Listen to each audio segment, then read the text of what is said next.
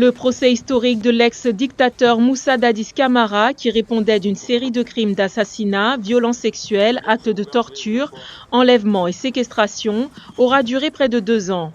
En attendant une autre phase possible en appel, le tribunal a annoncé des réparations pour les victimes allant à plusieurs dizaines de milliers de dollars. Et nous pensons que dès lors qu'un tel verdict a été rendu, cela doit servir de leçon à ceux qui ont des parcelles de pouvoir.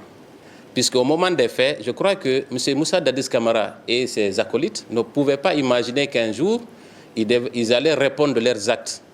Donc, dès lors que ce jugement a été rendu, nous pensons que cela devrait sonner le glas de l'impunité dans notre pays et servir de leçon à ceux qui exercent le pouvoir ou qui sont amenés à exercer le pouvoir.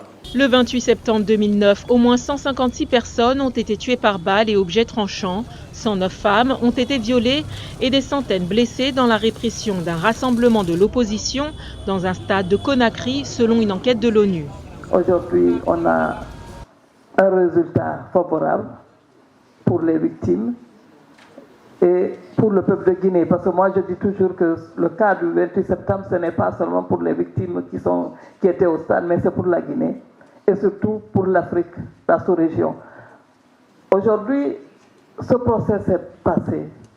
On a vu, on a compris qu'il faut absolument éradiquer l'impunité dans nos pays. Les victimes ont longtemps exigé un procès jusqu'à perdre espoir de sa tenue. Les résultats se sont accélérés en juillet 2022 lorsque le colonel Mamadi Doumbouya, lui-même porté au pouvoir par un putsch en septembre 2021, a demandé qu'il ait lieu. Ce qu'ils ont donné comme, en tout cas, condamnation me suffit.